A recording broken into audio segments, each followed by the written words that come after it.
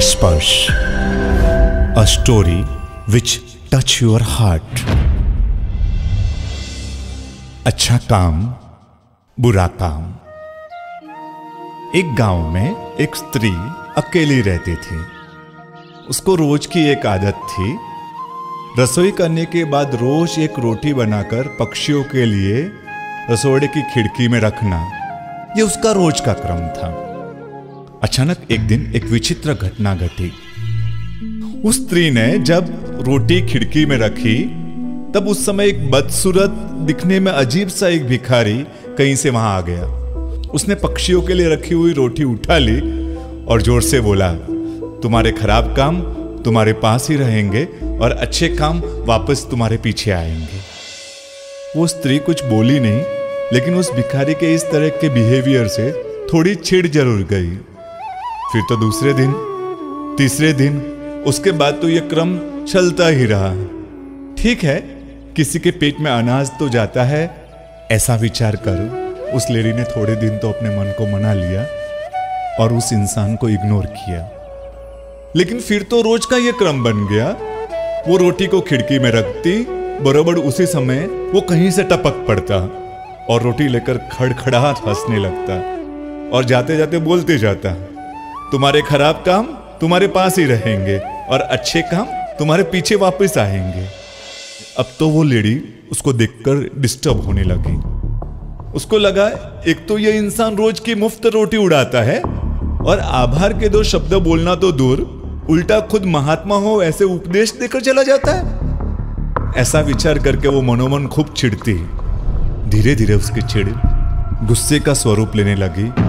रोटी खाकर वो भिखारी जब भी हंसता, उसको लगता कि वो उसको छिड़ाने के लिए हंस रहा है। एक दिन उस स्त्री की सहन शक्ति की हद आ गई। उसने अगले दिन रोटी में जहर डालने का नक्की कर दिया। अगले दिन वो जल्दी उठी, जल्दी से सवेरे का काम करके चूल्हा जलाया। रोटी बनाने के आटे में उसने जहर मिला दिया। फिर रोटी बनाकर खिड़की में रखकर उस भिखारी के आने की राह देखने लगी। वो वहां से हटी भी नहीं, क्योंकि भूल से कोई पक्षी वो रोटी खा न ले। लेकिन वो भिखारी अभी तक आया नहीं था। अचानक ही उस भिखारी के वो शब्द उसको याद आ गए, तुम्हारे खराब काम तुम्हारे साथ ही रहेंगे और अच्छे काम तुम्हारे पीछे फिर से आएंगे। खबर नहीं क्यों, पर ये शब्द याद आते ही वो बेचैन हो गई। वो गहरे विचार में पड़ गई। उसने वो जहरीली रोटी उठाई और जलते हुए चूल्हे के आग में डाल दी और फिर बिना जहर की रोटी बनाकर खिड़की में रखी। और उसी समय वो भिखारी आ गया, रोटी उठाई और खुद के पास रहे हुए मेले थैले में रखकर जोर से हंसते हंसते उपदेश के वाक्य बोलकर वहां से चलता बना। इतने दिनों में पहली बार उस स्त्री ने उस पर कोई खास ध्यान नहीं दिया। उस दिन दोपहर को उस स्त्री के घर का दरवाजा किसी ने खटखटाया। उसने दरवाजा खोला, उसको विश्वास ही नहीं हो रहा था। उसके सामने उसका खुद का लड़का खड़ा था। वो थोड़े महीने पहले ही कमाने के लिए बाहर गांव गया था, लेकिन आज उसकी परिस्थिति बहुत खराब थी। फटे हुए कपड़े, कमजोर शरीर, उतरा हुआ चेहरा। वो स्त्री अपने लड़के को इस दशा में देखकर रोने लगी। बेटा, तेरी ये दशा। लड़के ने मां को शांत किया। दोनों घर के अंदर गए। मां, आज एक चमत्कार हुआ। चमत्कार? कैसा चमत्कार? पूरी बात तो बता तो मालूम पड़े। सुन मां, मुसाफिरी के दौरान मेरा सब कुछ चोरी हो गया। सामान, पैसा, सब कुछ। घर आने के लिए भी बहुत दूर से चलकर आ रहा था और पिछले 2 दिनों से तो मेरे पास खाने पीने के लिए भी पैसे नहीं थे।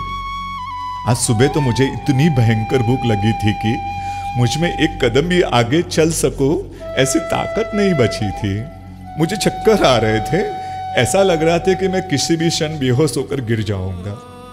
उसी वक्त मुझे एक इंसान जो दिखने में विचित्र, भिखारी जैसा लग रहा था, वो मिला। मरता क्या नहीं करता, ऐसी हालत थी मेरी। मैंने उसके पास खाने को कुछ मांगा। उसने अपने थैले में से एक रोटी निकालकर मुझे दे दी और जाते जाते कहता गया, तुम्हारे खराब काम तुम्हारे पास रहेंगे और अच्छे काम तुम्हारे पीछे आएंगे। माँ, मैं उस रोटी के कारण ही बेहोश होने से बचा और तेरे पास पहुंच पाया। लड़के की बात सुनकर उस स्त्री की आंखों में अंधेरा छाने लगा। जो जहर वाली रोटी अगर आग में डाली नहीं होती तो क्या होता? उसकी आंखों में आंसू की धारा बहने लगी। प्यार से अपने लड़के का सिर चूमते हुए खुद से बोलने लगी, बेटा, वो इंसान हमेशा सही कहता था। तुम्हारे खराब काम तुम्हारे साथ में रहेंगे और अच्छे काम तुम्हारे पीछे वापस आएंगे। ऐसा ही बना। आज तो सच में ऐसा ही बना। बन न सको भगवान अगर तुम कम से कम इंसान बनो। नहीं कभी शैतान बनो तुम, नहीं कभी हैवान बनो। सदाचार अपना न सको तो पापों में पग मत धरना।